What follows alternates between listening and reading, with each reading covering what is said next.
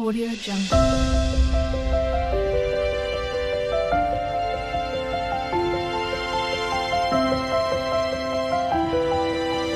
Audio Jungle. Hi friends, KL2 ഡയറീസിൻ്റെ പുതിയൊരു വീഡിയോയിലേക്ക് അവർക്കും സ്വാഗതം. ഞങ്ങൾ ഇന്നൊരു ട്രിപ്പ് പോവാണ്. ഞങ്ങളുടെ വീടിൻ്റെ അടുത്തുള്ള അയൽവാസികളും കുടുംബക്കാരൊക്കെ ആയിട്ട് നിലമ്പൂർ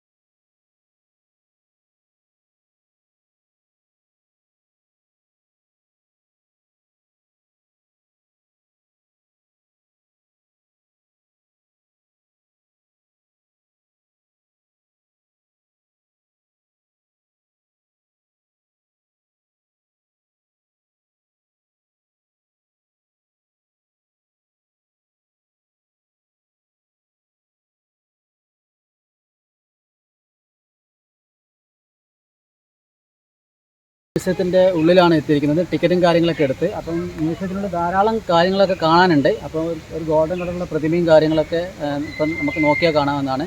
അപ്പം മ്യൂസിയത്തിൻ്റെ ഉൾക്കാഴ്ചയിലേക്ക് നമുക്ക് പോയിട്ട് വരാം.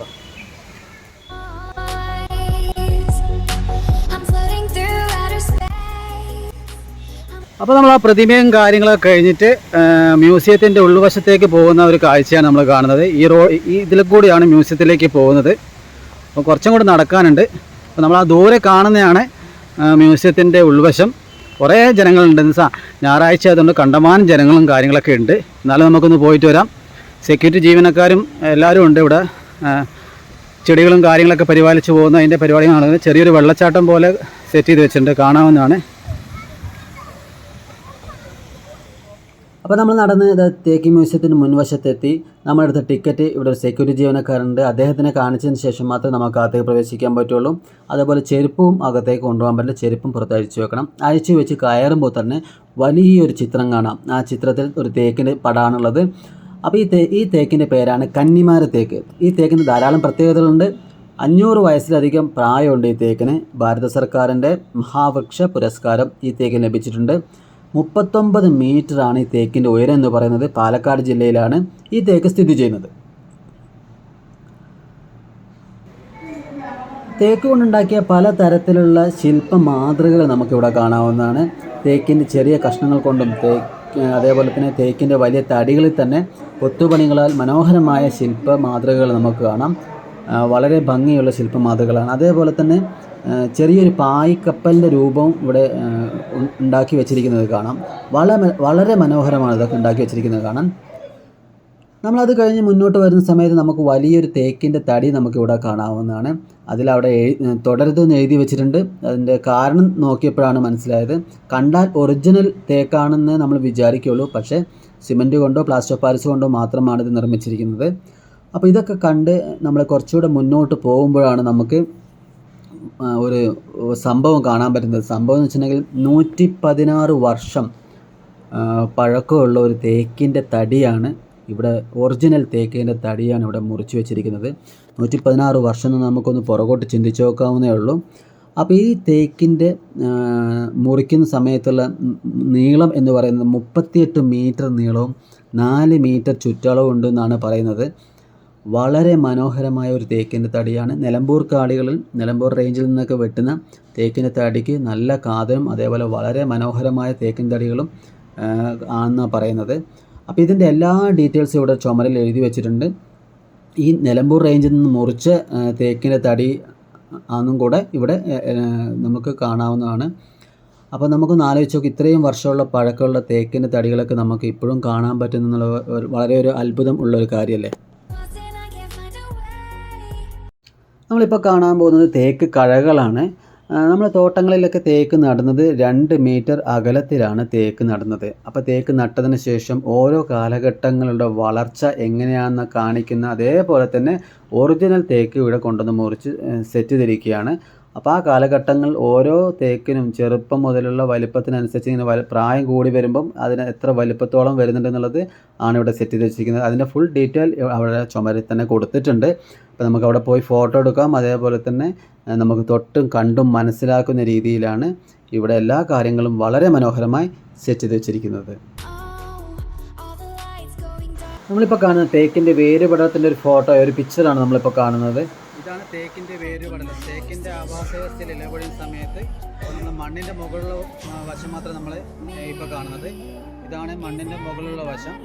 ഈ കാണുന്നതാണ് ഇപ്പോൾ കാണുന്ന പിക്ചറും അതേപോലെ തേക്കിൻ്റെ മുകൾ വശം, തേക്ക് മരത്തിൻ്റെ മണ്ണിലുള്ള ഒരു മുകൾ വശമാണ് നമ്മളിപ്പോൾ കാണുന്നത്. അതിൻ്റെ വേരും കാര്യങ്ങളും അതിൻ്റെ പുറകിൽ പിക്ചറും കാര്യങ്ങളൊക്കെ കാണാവുന്നതാണ്.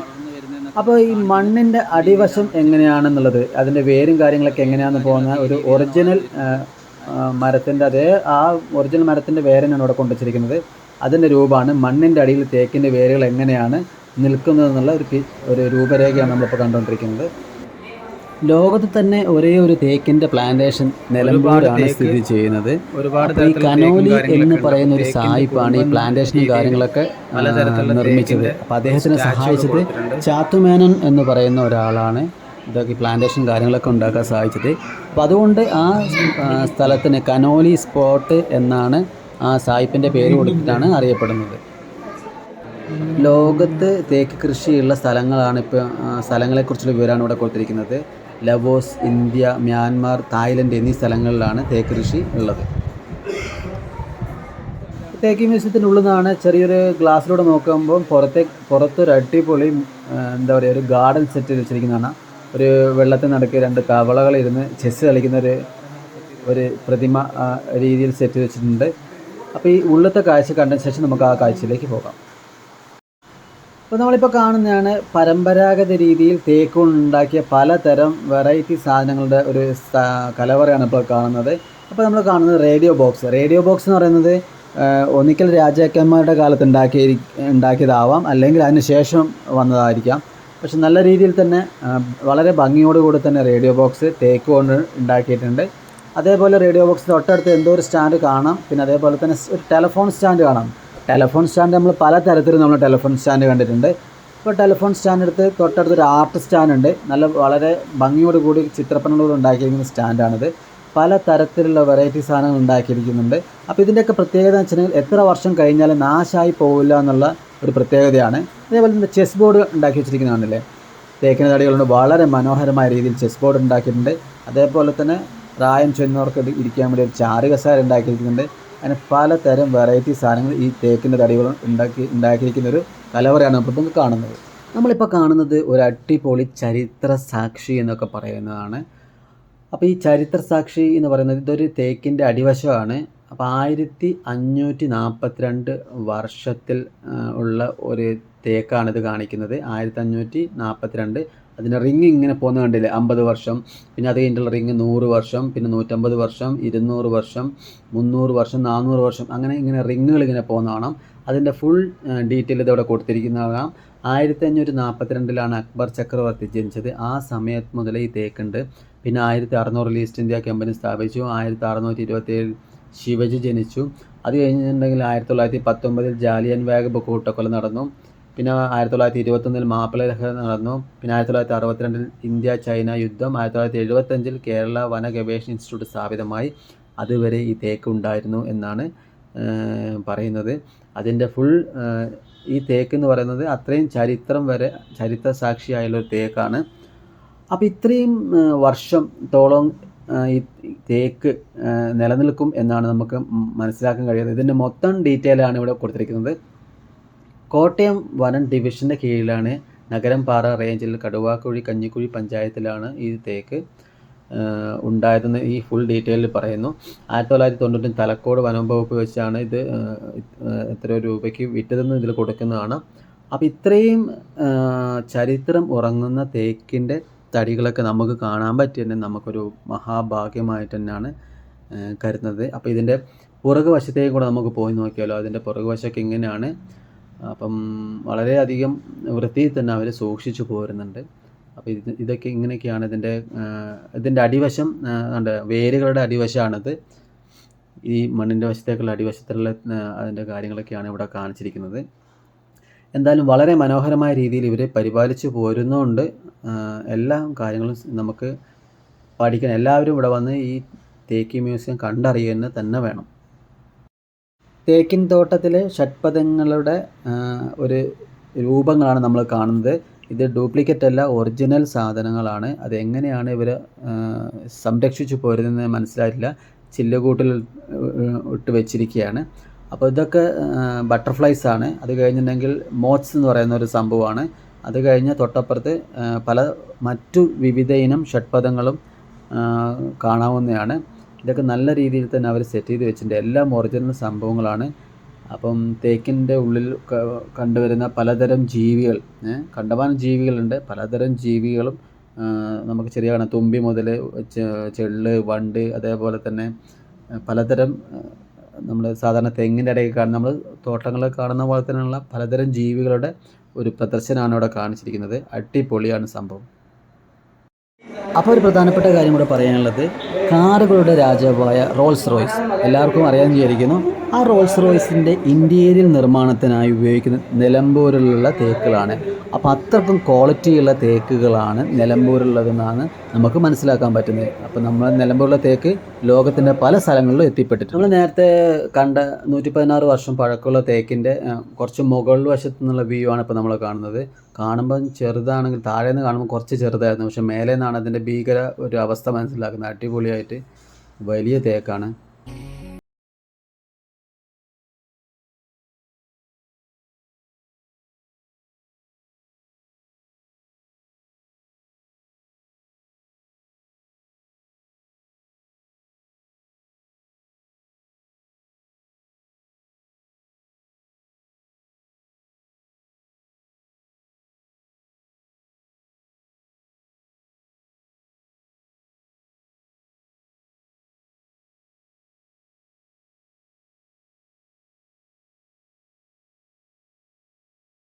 പണ്ട് കാലത്തൊക്കെ ഉപയോഗിച്ചിരുന്ന മരുന്ന് പെട്ടിയൊക്കെ അല്ലേ, ഇത് തേക്കും കൊണ്ട് ഉണ്ടാക്കിയതാണ് നമ്മൾ കാണുന്നത്.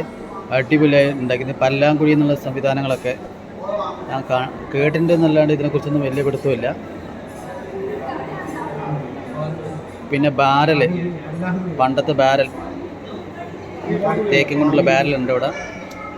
പിന്നെ രാജാക്കന്മാരുടെ അടുത്തൊക്കെയുള്ള സാധനം പെട്ടകമുണ്ട്. രാജാക്കന്മാരുടെ കാണുന്ന പെട്ടകം. അതേപോലെ പണ്ട് രാജാക്കന്മാർക്കുള്ള ചരിവ് മേശയുണ്ട്. പിന്നെ പണ്ടത്തെ പൈസയൊക്കെ സൂക്ഷിക്കാൻ പാകത്തിനുള്ള പണപ്പെട്ടിയുണ്ട്. അടിപൊളിയായിട്ട് സെറ്റ് ചെയ്ത് വെച്ചിട്ടുണ്ട്.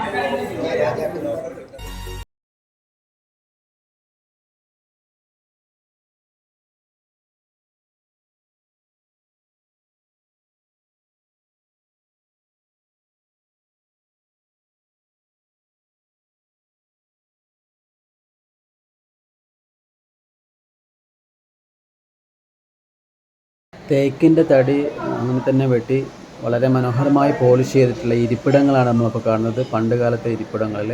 പക്ഷേ ഇപ്പോൾ നമുക്ക് അതിൽ നിന്ന് ഇരിക്കാനൊന്നും പറ്റില്ല. അത്രയും വളരെ മനോഹരമായിട്ട് പോളിഷൊക്കെ ചെയ്ത് വെച്ചിരിക്കുകയാണ്. ഇരിപ്പിടങ്ങളാണ് കാണുന്നത്. അടിപൊളിയായിട്ടില്ലേ? നമ്മളിപ്പോൾ തേക്ക് മ്യൂസിയത്തിൻ്റെ ഉള്ളിൽ കയറുമ്പം തന്നെ ഒരു 2 ഡോർ തുറന്ന് വെച്ചിട്ടുണ്ടായിരുന്നു. ഇപ്പോഴാണ് കണ്ടത്. വളരെ മനോഹരമായ രീതിയിൽ ചിത്രപ്പണികളെ കൊത്തിച്ചിരിക്കുന്നതാണ്.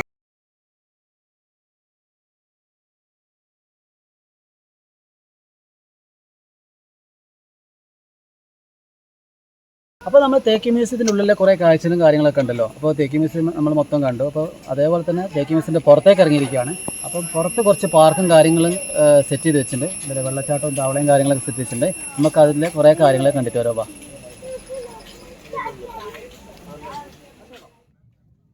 മ്യൂസിയത്തിൻ്റെ പുറത്തിറക്കി കഴിഞ്ഞാൽ നമുക്ക് ഫസ്റ്റ് കാണാവുന്ന ഒരു മനോഹരമായ ഒരു പാർക്കാണ്. പാർക്കിൽ നല്ല വൃത്തിയിൽ തന്നെ പുൽത്തകടിയും കാര്യങ്ങളൊക്കെ വെച്ച് പിടിപ്പിച്ചിട്ടുണ്ട്. അതിൻ്റെ കൂടെ തന്നെ ബുഷൊക്കെ വെച്ച് പിടിപ്പിച്ച് മനോഹരമായ രീതിയിൽ തന്നെ എല്ലാം വെട്ടി വൃത്തിയാക്കി വെച്ചിട്ടുണ്ട്. നല്ല രസമുണ്ട് കാണാൻ.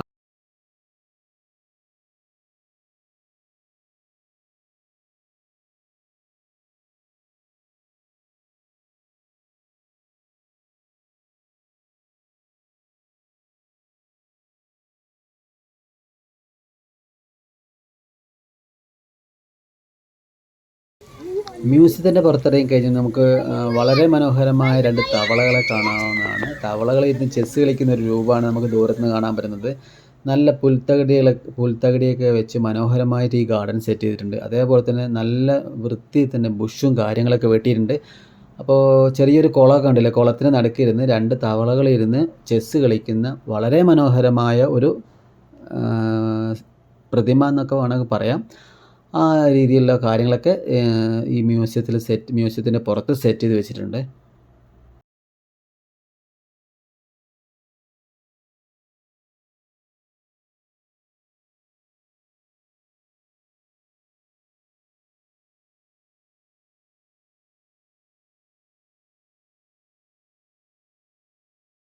പോകുന്ന സമയത്ത് നമ്മൾ ജൈവ വിഭവ ഉദ്യാനത്തിലേക്കാണ് പോകുന്നത്. ജൈവ വിഭവ ഉദ്യാനം, ജൈവ വൈവിധ്യങ്ങളുടെ ഉദ്യാനം എന്ന് പറയുന്നത്. വലിയൊരു പാർക്ക്, ടൈൽസും കാര്യങ്ങളൊക്കെ പാകിയിട്ടുണ്ട്. കളിക്കാനുള്ള ഒരു ഞായറാഴ്ച ആയതുകൊണ്ട് ധാരാളം ആളുകൾ ഇന്ന് പാർക്കിൽ വന്നിട്ടുണ്ട്. കുറേ കുട്ടികളാണ്. കുട്ടികൾക്ക് കുറേ സമയം ചെലവഴിക്കാൻ പറ്റുന്ന രീതിയിലാണ്. ഇത് ഒരു വള്ളിയാണ്, മുള്ളുള്ള ചെടിയാണ്. മരങ്ങളുടെ വള്ളികളുള്ള ചെടികളുടെ അടിഭാഗമാണ് വള്ളി. നല്ല ഉറപ്പുള്ള വള്ളികളാണ്. വള്ളികൾക്ക് ധാരാളം ആൾക്കാർ കളിക്കുന്ന രീതിയിലൊക്കെ ഇവിടെ സെറ്റ് ചെയ്ത് വെച്ചിട്ടുണ്ട്. ധാരാളം ആളുകളല്ല, കുട്ടികളൊക്കെ കളിക്കുന്നുണ്ട്. കുറെ കുട്ടികളൊക്കെ മുകളിലാണ് മുള്ള്. നല്ല ഉറപ്പാണ് ഈ ചെടിക്ക്.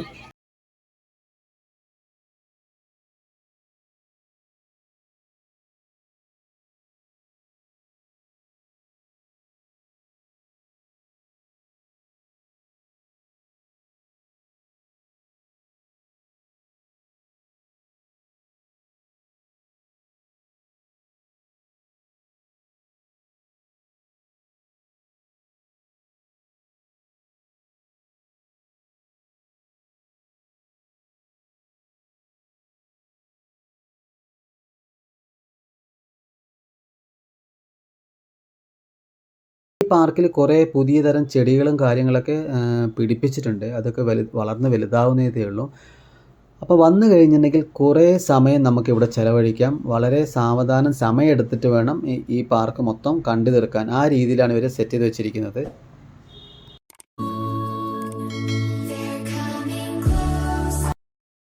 അപ്പോൾ നമ്മൾ വേറെ സ്ഥലത്തെത്തിയിട്ടുണ്ട്. ആ സ്ഥലത്ത് നമുക്ക് കുറേ പൂക്കൾ ഇങ്ങനെ തൂങ്ങിക്കിടക്കുന്നത് കാണാം. അപ്പോൾ പണ്ട് കാലങ്ങളിലൊക്കെ എന്താ പറയുക, നമ്മളെ വീട്ടിലൊക്കെ വള്ളിയിലൊക്കെ തൂങ്ങിക്കിടക്കുന്ന ഒരു പൂവാണത്. കോഴിത്തൂവൽ എന്നാണ് ഈ പൂച്ചെടിയുടെ പേര്.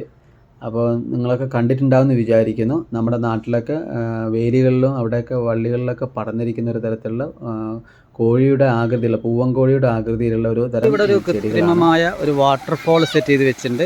നാച്ചുറൽ അല്ല. അത് കഴിഞ്ഞ് മുന്നോട്ട് നമുക്ക് വളരെ മനോഹരമായ ഒരു വെള്ളച്ചാട്ടം കാണാം. വെള്ളച്ചാട്ടം ഇത് ഒറിജിനൽ വെള്ളച്ചാട്ടമല്ല, നാച്ചുറൽ വെള്ളച്ചാട്ടമല്ല. അതിനായി സെറ്റ് ചെയ്ത് വെച്ചിരിക്കുന്നതാണ്. കല്ലും കാര്യങ്ങളൊക്കെ വെച്ചിട്ട് എന്തായാലും വളരെ മനോഹരമായിട്ട് സെറ്റ് ചെയ്ത് വെച്ചിട്ടുണ്ട്.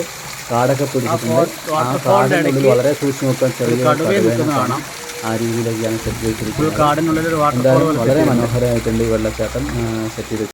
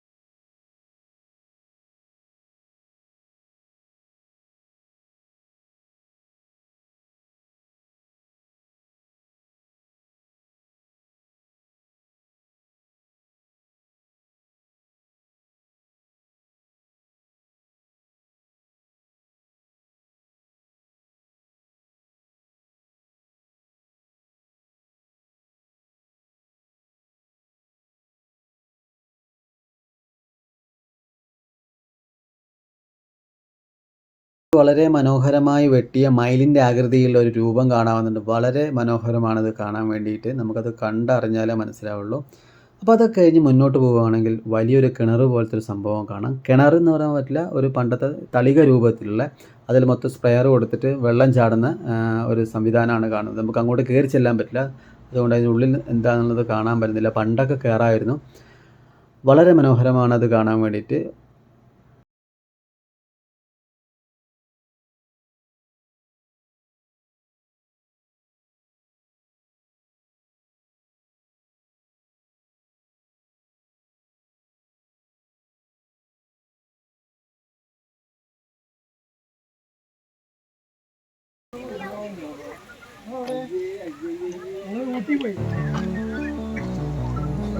അവിടെ എന്താ കൂട്ടിയില്ല.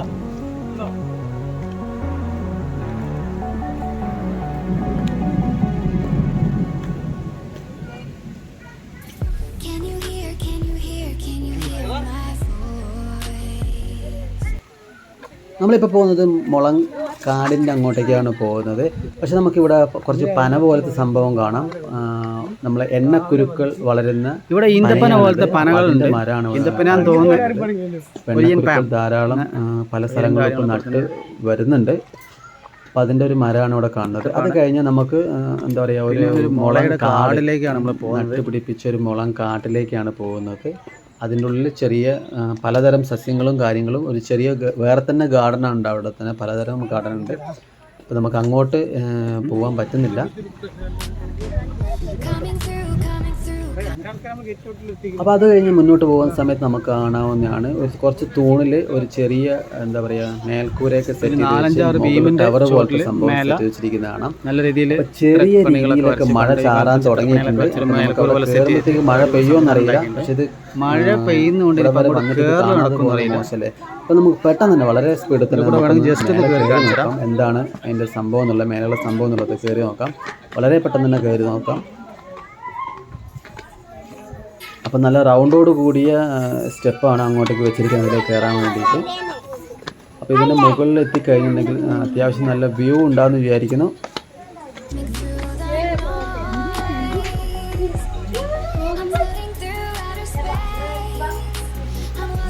അപ്പോൾ അതിന് മുകളിലേക്ക് എത്തിക്കഴിഞ്ഞപ്പോൾ ആ പാർക്കിൻ്റെ വ്യൂ കാണാൻ പറ്റുന്നത്. പാർക്കിനെ മൊത്തത്തിൽ കാണാവുന്ന രീതിയിലാണ് സെറ്റ് വെച്ചിരിക്കുന്നത്. വ്യൂ മൊത്തം കാണുന്ന രീതിയിലാണ് ഇവിടെ നഷ്ടബോധം തോന്നിയത്. ചെറിയ രീതിയിൽ മഴയും കാര്യങ്ങളൊക്കെ പെയ്യുന്നുണ്ട്. വളരെ മനോഹരമായിട്ടുണ്ട്. നമുക്ക് ആ പാർക്കിനെ മൊത്തത്തിൽ ഇതിൻ്റെ മേലെ നിന്ന് ആ ഭംഗി ആസ്വദിക്കാൻ പാകത്തിനാണ് ഇവിടെ ഇത് സെറ്റ് ചെയ്ത് വെച്ചിരിക്കുന്നത്. അപ്പം ഈ ഒരു ഇതിൻ്റെ മേലെ നിൽക്കുകയാണെങ്കിൽ മൊത്തത്തിൽ കാണാവുന്നതാണ്. നമുക്ക് നോക്കുമ്പോൾ ഹെർബൽ ഗാർഡൻ നമ്മളിപ്പോൾ കാണുന്നത്. ആകാശവ്യൂവാണ് നമ്മൾ കാണുന്നത്. പോയി നോക്കണം.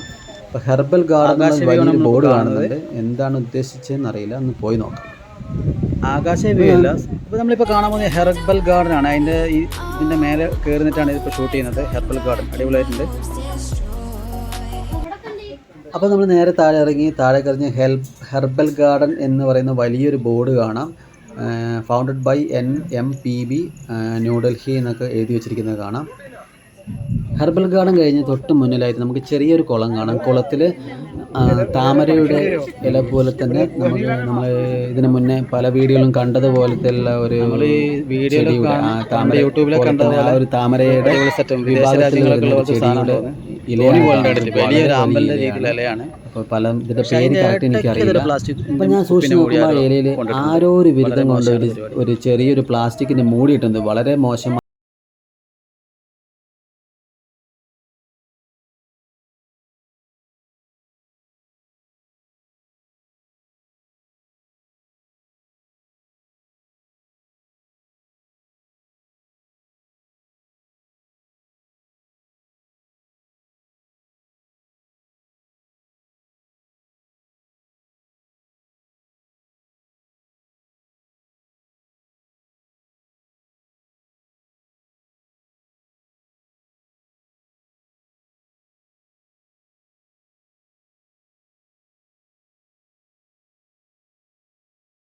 അപ്പോൾ നമ്മൾ എല്ലാം കണ്ടു കഴിഞ്ഞു. നമുക്കൊരിക്കലും പറയാൻ പറ്റില്ല. കാരണം നമ്മൾ എന്നാലും പുറത്തേക്ക് പോവാണ്. കാരണം മഴ പെയ്യാൻ തുടങ്ങിയിട്ടുണ്ട്. മഴ പെയ്ത് കഴിഞ്ഞിട്ടുണ്ടെങ്കിൽ നമുക്ക് ഇവിടെ നിന്നിട്ട് കാര്യമില്ല. അപ്പോൾ വളരെ സമയമെടുത്ത് ധാരാളം കാര്യങ്ങൾ കാണാനുണ്ട്. കുറേ ഈ പാർക്കിൽ തന്നെ കണ്ടമാനം സംഭവങ്ങളും കാര്യങ്ങളൊക്കെ കാണാനുണ്ട്. ആ രീതിയിലാണ് ഇവിടെയൊക്കെ സെറ്റ് ചെയ്ത് വെച്ചിരിക്കുന്നത്. വളരെ മനോഹരമായി, നമുക്കൊന്നും പറയാനില്ല, വളരെ മനോഹരമായ രീതിയിലാണ് എല്ലാം സെറ്റ് ചെയ്ത് വെച്ചിരിക്കുന്നത്. അത്രയും കാര്യങ്ങളുണ്ട്. എന്നാലും കുറേ സംഭവങ്ങളൊക്കെ കാണാണ്ട് അത് കാണാൻ പറ്റിയില്ല. ഇനിയൊരു അവസരത്തിൽ വന്ന് കാണണം എന്ന് ഞാൻ വിചാരിക്കുന്നു. അപ്പോൾ ഞായറാഴ്ച ആയതുകൊണ്ട് നല്ല തിരക്കുള്ളത് കൊണ്ടും നമുക്ക് എന്താ പറയുക, നല്ല രീതിയിൽ ഷൂട്ട് ചെയ്യാനൊന്നും പറ്റിയിട്ടില്ല. അപ്പോൾ നമ്മൾ എക്സിറ്റിൻ്റെ അങ്ങോട്ടേക്ക് എത്തിക്കൊണ്ടിരിക്കുകയാണ്. ഇവിടെ ആണ് കുട്ടികളൊക്കെ ഇഷ്ടം പോലെ കുട്ടികളുണ്ട്. സൺഡേ ആയതുകൊണ്ട് കുറേ കുട്ടികൾ കളിക്കുന്നതൊക്കെ നിങ്ങൾക്ക് തന്നെ കാണാവുന്നതാണ്. ചെറിയ കുട്ടികൾ കളിക്കാനുള്ള ഒരുവിധം എല്ലാ സജ്ജീകരണങ്ങളും ഇവിടെ തന്നെ ഉണ്ട്. ഐസ്ക്രീമും കാര്യങ്ങളൊക്കെ ഉണ്ട്. അപ്പോൾ എല്ലാവരും വന്ന് കണ്ടു നോക്കുക. ഫാമിലി അടക്കം വന്ന് കാണുക. അത്രയും നല്ലൊരു സ്ഥലമാണ്. ഇഷ്ടംപോലെ കാര്യങ്ങൾ പഠിക്കാനുണ്ട്.